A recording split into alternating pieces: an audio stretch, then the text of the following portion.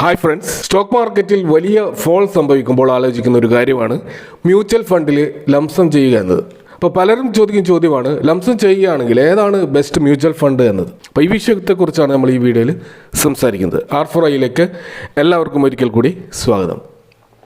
Recently ഏറ്റവും നല്ല return നൽകിയ ഫണ്ടാണ് ഏറ്റവും നല്ല ഫണ്ട് എന്ന ധാരണ ഇൻവെസ്റ്റേഴ്സിൻ്റെ ഇടയിലുണ്ട്. അപ്പോൾ ഈ ധാരണ എത്രമാത്രം അബദ്ധമാണെന്ന് ചില ഉദാഹരണങ്ങളിലൂടെ ഇവിടെ വ്യക്തമാക്കാം. ഇപ്പോൾ ലാസ്റ്റ് ഫ്രൈഡേ, അതായത് October 4 ഫണ്ടുകളുടെ ഒരു NAV നമ്മൾ പരിശോധിച്ചാൽ ഏറ്റവും കൂടുതൽ NAV മുന്നോട്ടേക്ക് പോയ ഫണ്ടുകൾ ഏതൊക്കെയാണെന്ന് നോക്കി കഴിഞ്ഞാൽ അതിൽ ഒന്നാം സ്ഥാനത്ത് നമ്മൾ കാണുന്നത് Mirae asset Hang Seng tech ETF fund of fund അഥവാ ഒരു ഇൻ്റർനാഷണൽ ഫണ്ടാണ്.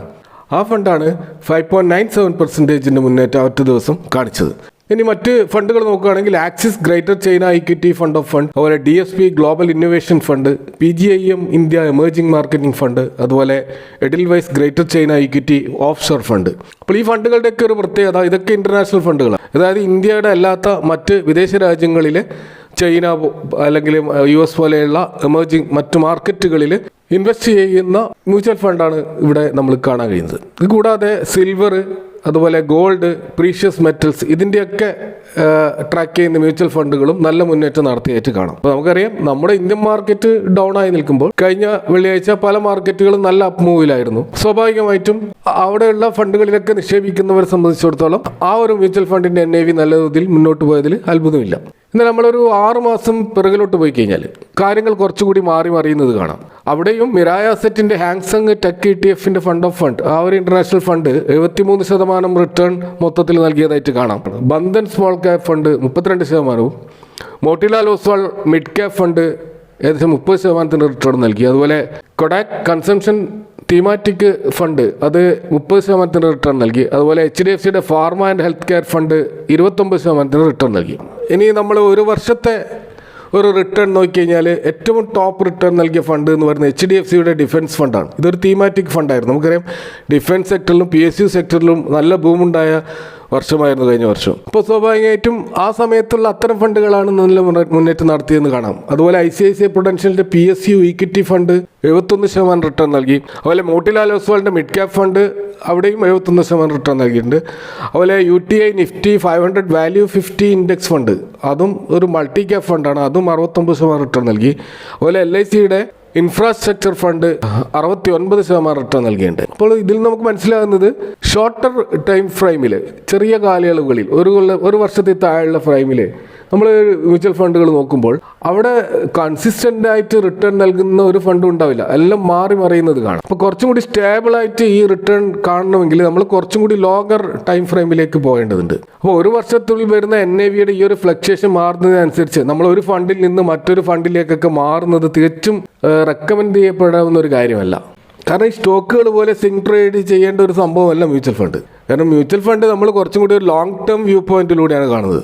കാരണം നമ്മൾ ഇടയ്ക്കിങ്ങനെ വിൽക്കുമ്പോൾ അതിൽ ഉണ്ടാകാൻ പോകുന്ന എക്സിറ്റ് ലോഡ്, അതേപോലെ ടാക്സിൻ്റെ ഇംപ്ലിക്കേഷൻസ്, മറ്റ് എക്സ്പെൻസുകൾ, ഇതൊക്കെ, അതുകൂടാതെ ഇത് റിഡീം ചെയ്യുമ്പോൾ ഉണ്ടാകുന്ന കാലതാമസം, ഇതൊക്കെ കണക്ക് കൂട്ടുമ്പോൾ ഇങ്ങനെ ഒരു സ്വിംഗ് ട്രേഡ് ചെയ്യാനുള്ള ഇൻസ്ട്രുമെൻ്റ് അല്ല മ്യൂച്വൽ ഫണ്ട് എന്ന് നമുക്ക് മനസ്സിലാക്കാൻ കഴിയും. അപ്പോൾ മ്യൂച്വൽ ഫണ്ടിൽ നമ്മൾ ഇൻവെസ്റ്റ് ചെയ്യുന്നത് കുറച്ച് ലോങ്ങർ ടൈം ഫ്രെയിമിൽ ചിന്തിക്കണം. മിനിമം ഒരു 5 വർഷത്തെ ടൈം ഫ്രെയിം എങ്കിലും മ്യൂച്വൽ ഫണ്ടിനെ വളരാൻ അനുവദിക്കണം. കാരണം എന്തുകൊണ്ടാണെന്ന് വെച്ച് കഴിഞ്ഞാൽ ഒരു 5 വർഷമൊക്കെ ആ ഒരു ഫണ്ട് ഇങ്ങനെ മാർക്കറ്റിലൂടെ പോകുമ്പോൾ അത് ബെയർ മാർക്കറ്റും ബുൾ മാർക്കറ്റും ചിലപ്പോൾ നേരിടും. അപ്പോൾ അത്തരം ബുൾ ബെയർ മാർക്കറ്റുകളെ അതിജീവിക്കാനുള്ള ശേഷി ആ ഒരു മ്യൂച്വൽ ഫണ്ടിന് ഉണ്ടാവണം. അപ്പോൾ അത് നമ്മൾ മനസ്സിലാക്കണമെങ്കിൽ ഒരു ലോങ്ങർ ടൈം ഫ്രെയിമിലൂടെ ആ ഫണ്ടിനെ പോകാൻ അനുവദിക്കണം. ഇപ്പോൾ കഴിഞ്ഞ 5 വർഷം റിട്ടേൺ നൽകിയ ടോപ്പ് 10 ഫണ്ടുകൾ കണ്ടു കഴിഞ്ഞാൽ നമ്മൾ ഈ ഒരു വർഷം കണ്ട ഒരു ഫണ്ടും അതിൽ കാണാൻ കഴിയില്ല. അത് നേരെ ഡിഫറെൻ്റ് ആയിട്ടുള്ള ഫണ്ടുകളാണ് ഇവിടെ നമുക്ക് കാണാൻ കഴിയുക. അപ്പോൾ 5 വർഷത്തെ റിട്ടേൺ ഒന്നാം സ്ഥാനത്ത് നമ്മൾ കാണുന്നത് ക്വാണ്ട് സ്മോൾ ക്യാപ് ഫണ്ടാണ്. അതുപോലെ bank of India small cap fund, quant infrastructure fund, quant mid cap fund, അതുപോലെ നിപ്പോൺ ഇന്ത്യയുടെ സ്മോൾ ക്യാപ് ഫണ്ട്, കാനറ റൊബേക്കയുടെ സ്മോൾ ക്യാപ് ഫണ്ട്, അതുപോലെ ക്വാണ്ടിൻ്റെ തന്നെ ELSS ഫണ്ട്, ക്വാണ്ടിൻ്റെ ഫ്ലെക്സി ക്യാപ് ഫണ്ട്, അതുപോലെ ടാറ്റയുടെ സ്മോൾ ക്യാപ് ഫണ്ട്, എഡിൽവൈസിൻ്റെ സ്മോൾ ക്യാപ് ഫണ്ടൊക്കെയാണ് നമ്മൾ ടോപ്പ് 10 കാണാൻ കഴിയുക. അപ്പോൾ ഈ ഫണ്ടുകളൊക്കെ 35 മുതൽ 50% വരെ റിട്ടേൺ കഴിഞ്ഞ 5 വർഷം ഓരോ CAGR റിട്ടേൺ നൽകിയിട്ടുണ്ട്. അപ്പോൾ ഈ ഒരു 5 വർഷത്തെ റിട്ടേൺ നൽകിയ ഈ ടോപ്പ് 10 ഫണ്ടുകൾ നോക്കിക്കഴിഞ്ഞാൽ അതിൽ 6 ഫണ്ടുകളോളം സ്മോൾ ക്യാപ്പ് ആണെന്ന് കാണാം. മറ്റ് 4 ഫണ്ടുകളാണ് മറ്റ് കാറ്റഗറിയിലുള്ളത്. ഇത് ഇൻഫ്രാസ്ട്രക്ചറിൽ ഒന്നുണ്ട്, അതുപോലെ ELSS ഒന്നുണ്ട്, ഫ്ലക്സി ക്യാപ്പിൽ ഒരു ഫണ്ട്, മിഡ് ക്യാപ്പിൽ ഒരു ഫണ്ട്, ബാക്കിയെല്ലാം സ്മോൾ ക്യാപ്പിലാണ്. അപ്പോൾ സ്മോൾ ക്യാപ്പ് ഫണ്ടുകളിലാണ് ലോങ്ങർ ടേമിൽ നമുക്ക് നല്ല റിട്ടേൺ കിട്ടിയിട്ടുള്ളത് എന്ന് ഈ ഒരു ഡാറ്റ വ്യക്തമാക്കുകയാണ്. പക്ഷെ നമ്മൾ മനസ്സിലാക്കേണ്ട ഒരു കാര്യം, സ്മോൾ ക്യാപ്പ് ഫണ്ടുകൾ ഒരു 5 വർഷത്തെ ടൈം ഫ്രെയിം പോരാ, അത് കുറച്ചും കൂടി ലോങ്ങർ ടൈം ഫ്രെയിമിൽ നമ്മൾ വാച്ച് ചെയ്യേണ്ട ഫണ്ടുകളാണ്. അപ്പോൾ ഒരു 10 വർഷമെങ്കിലും മിനിമം ഒരു സ്മോൾ ക്യാപ്പ് ഹോൾഡ് ചെയ്യുന്നുണ്ടെങ്കിൽ നമ്മൾ ആ മ്യൂച്വൽ ഫണ്ട് പരിഗണിക്കാവുമെന്നാണ് പൊതുവെ നമുക്ക് പറയാൻ കഴിയുക. അപ്പോൾ ഇവിടെ 10 വർഷം റിട്ടേൺ നൽകിയ ടോപ്പ് 10 ഫണ്ടുകൾ നോക്കുകയാണെങ്കിൽ അതിലേറ്റവും ടോപ്പിൽ നമ്മൾ കാണുന്ന നിപ്പോൺ ഇന്ത്യ സ്മോൾ ക്യാപ്പ് ഫണ്ടാണ്. അതുപോലെ നേരത്തെ നമ്മൾ പറഞ്ഞ ക്വാണ്ടിൻ്റെ ELSS ടാക്സ് സേവർ ഫണ്ടും 2ാം സ്ഥാനത്തുണ്ട്. അതിന് താഴെ SBI small cap fund, Motilal Oswal mid cap fund, HSBCയുടെ സ്മോൾ ക്യാപ്പ് ഫണ്ട്, കൊഡാക്കിൻ്റെ സ്മോൾ ക്യാപ്പ് ഫണ്ട്, അതുപോലെ quant flexi cap fund, quant small cap fund, എഡിൽവൈസിൻ്റെ മിഡ് ക്യാപ്പ് ഫണ്ട്, അതുപോലെ ആക്സിസിൻ്റെ സ്മോൾ ക്യാപ്പ് ഫണ്ട്. അപ്പോൾ ഇതൊക്കെ അവിടെ ടോപ്പ് 10 ആയിട്ട് നമുക്ക് കാണുകയും. അപ്പോൾ ഈ 10 വർഷം ഈ ഫണ്ടുകൾ നൽകിയ റിട്ടേൺ എന്ന് പറയുന്നത് 15% മുതൽ 25% വരെയുള്ള റിട്ടേൺ ആണ്. അപ്പോൾ തീർച്ചയായും അത് നിഫ്റ്റിയെ ബീറ്റ് ചെയ്ത റിട്ടേൺ ആണ്. 25% റിട്ടേൺ എന്ന് നമുക്ക് 10 വർഷം കൺസിസ്റ്റൻ്റ് ആയിട്ട് ലഭിക്കുക എന്നുള്ളത് വലിയൊരു കാര്യം തന്നെയാണ്. അപ്പോൾ അത് വെച്ച് നോക്കുമ്പോൾ ഈ സ്മോൾ ക്യാപ്പ് ഫണ്ടുകളാണ് ഈ ഒരു കാറ്റഗറിയിൽ ഏറ്റവും കൂടുതൽ നമ്മൾ കാണുന്നത്. അവിടെ 6 സ്മോൾ ക്യാപ്പ് ഫണ്ട് ഇവിടെയും കാണാൻ പറ്റും. 10 വർഷത്തെ ടോപ്പ് പെർഫോമിംഗ് ഫണ്ടുകൾ നോക്കി കഴിഞ്ഞാൽ അതിൽ 6 കഴിഞ്ഞാൽ ബാക്കിയുള്ളത് ഒരു ELSS ഫണ്ടും 2 മിഡ് ക്യാപ്പ് ഫണ്ടും ഒരു ഫ്ലക്സി ക്യാപ്പ് ഫണ്ടുമാണ്. ഞാൻ നേരത്തെ പറഞ്ഞു 10 ഇയേഴ്സ് ഹിസ്റ്ററിയുള്ള 13ഓളം മ്യൂച്വൽ ഫണ്ടുകളിൽ നമുക്ക് ഇവിടെ 6 പോപ്പുലർ ആയിട്ടുള്ള ഫണ്ടുകളാണെന്ന് നമുക്ക് തിരിച്ചറിയാൻ പറ്റും. കാരണം അവയിലാണ് കൂടുതലായിട്ടുള്ള AUM നമുക്ക് കാണാൻ കഴിയുക. അപ്പോൾ ഈ ഒരു സ്മോൾ ക്യാപ്പ് ഫണ്ടുകളിലെ കഴിഞ്ഞ 10 വർഷത്തെ റിട്ടേൺ വെച്ച് നോക്കുമ്പോൾ നമുക്ക് കാണാൻ കഴിയും ഇവിടെ നിപ്പോൺ ഇന്ത്യ സ്മോൾ ക്യാപ്പ് ഫണ്ടാണ് 24% റിട്ടേൺ നൽകിക്കൊണ്ട് ഏറ്റവും മുന്നിൽ നിൽക്കുന്നത്. മറ്റൊന്ന് SBIയുടെ സ്മോൾ ക്യാപ്പ് ഫണ്ടാണ്. കൂടാതെ Kotak small cap fund, quant small cap fund, Axis small cap fund, HDFC small cap fund, ഇവയൊക്കെയാണ് ഏറ്റവും ലീഡിംഗ് ആയിട്ടുള്ള റിട്ടേൺ നൽകിയിട്ടുള്ള 6 മ്യൂച്വൽ ഫണ്ടുകൾ എന്ന് നമുക്ക് മനസ്സിലാക്കാൻ കഴിയും. ഇനി ഇതിൻ്റെ ഒരു AUM സൈസ് നമ്മൾ നോക്കുകയാണെങ്കിൽ നിപ്പോൺ ഇന്ത്യയുടെ 61,000 കോടി കവിഞ്ഞിരിക്കുകയാണ്, SBIയുടെ 33,000 കോടി കവിഞ്ഞിരിക്കും. ഇത് വളരെ അധികമാണ്. കാരണം ഒരു ലാർജ് ക്യാപ്പ് ഫണ്ടോ അല്ലെങ്കിൽ ഒരു ഇൻഡെക്സ് ഫണ്ടോ ആണെങ്കിൽ അവിടെ AUM വർദ്ധിക്കുന്നത് കൊണ്ട് ഒരു പ്രശ്നമില്ല. കാരണം അവിടെ അവരെ സംബന്ധിച്ചിടത്തോളം ബ്ലൂ ചിപ്പ് ഫണ്ടുകളിൽ പണം പമ്പ് ചെയ്യാൻ പറ്റും. എന്നാൽ ഒരു സ്മോൾ ക്യാപ്പ് ഫണ്ടിൽ AUM വർദ്ധിക്കുമ്പോൾ ഫണ്ട് മാനേജേഴ്സിനെ സംബന്ധിച്ചിടത്തോളം സ്റ്റോക്കുകൾ സെലക്ട് ചെയ്യാനോ അവിടെ ഫണ്ട് അലോക്കേറ്റ് ചെയ്യാനും വലിയ തോതിലുള്ള പ്രതിസന്ധി അവർ നേരിടും.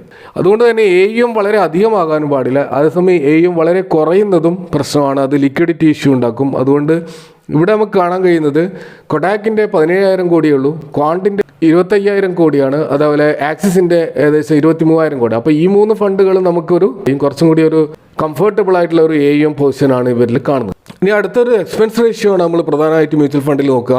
അങ്ങനെ നോക്കുമ്പോൾ അവിടെ കൊഡാക്കിൻ്റെ എക്സ്പെൻസ് റേഷ്യോ ആണ് ഏറ്റവും കുറഞ്ഞതായിട്ട് കാണുന്നത്, 0.48% ഉള്ളൂ. അതേസമയം വലിയ തോതിൽ എല്ലാറ്റിൻ്റെയും എക്സ്പെൻസ് റേഷ്യോ കൂടുതലായിട്ട് നമുക്ക് കാണുന്നില്ല. അപ്പോൾ 1ൽ താഴെയാണ് പലപ്പോഴും. അപ്പോൾ ആക്സിസിൻ്റേതും 0.54 ആണ്, ബാക്കിയെല്ലാം 0.6% മുകളിലാണെന്ന് കാണാം. അപ്പോൾ ഇവിടെ കൊഡാക് സ്മോൾ ക്യാപ്പ് ഫണ്ടും ആക്സിസ് സ്മോൾ ക്യാപ്പ് ഫണ്ടും എക്സ്പെൻസ് റേഷ്യോയിൽ താരതമ്യേന മറ്റ് ഫണ്ടുകളുമായിട്ട് കുറവാണെന്ന് കാണാൻ കഴിയും. ഇനി മറ്റൊരു പ്രധാനപ്പെട്ട ഒരു റേഷ്യോ ആണ് ഷാർപ്പ് റേഷ്യോ എന്ന് പറയുന്നത്. അപ്പോൾ റിസ്ക് അഡ്ജസ്റ്റഡ് റിട്ടേൺ എത്രമാത്രം കിട്ടുന്നുണ്ട് എന്നുള്ളതാണ് ഇവിടെ ഇഷ്യൂ. കാരണം നമുക്ക് ഒരു റിസ്ക് എടുക്കുന്നതിന് ആനുപാതികമായിട്ടുള്ള റിട്ടേൺ നമുക്ക് കിട്ടുന്നുണ്ടോ അതിനെയാണ് നമ്മൾ ഷാർപ്പ് റേഷ്യോ കൊണ്ട് അനലൈസ് ചെയ്യുന്നത്. അപ്പോൾ അങ്ങനെയുള്ള ഷാർപ്പ് റേഷ്യോ എത്ര കൂടുതലാണോ അതാണ് നല്ലത്. അപ്പോൾ അങ്ങനെ നോക്കുമ്പോൾ ഇവിടെ നമുക്ക് കാണാൻ നിപ്പോൺ ഇന്ത്യയുടേതാണ് ഷാർപ്പ് റേഷ്യോ ഏറ്റവും കൂടുതൽ 1.61 ഉണ്ട്. അതുപോലെ ക്വാണ്ട് സ്മോൾ ക്യാപ്പിൻ്റെയും ഷാർപ്പ് റേഷ്യോ 1.41 ആണ്.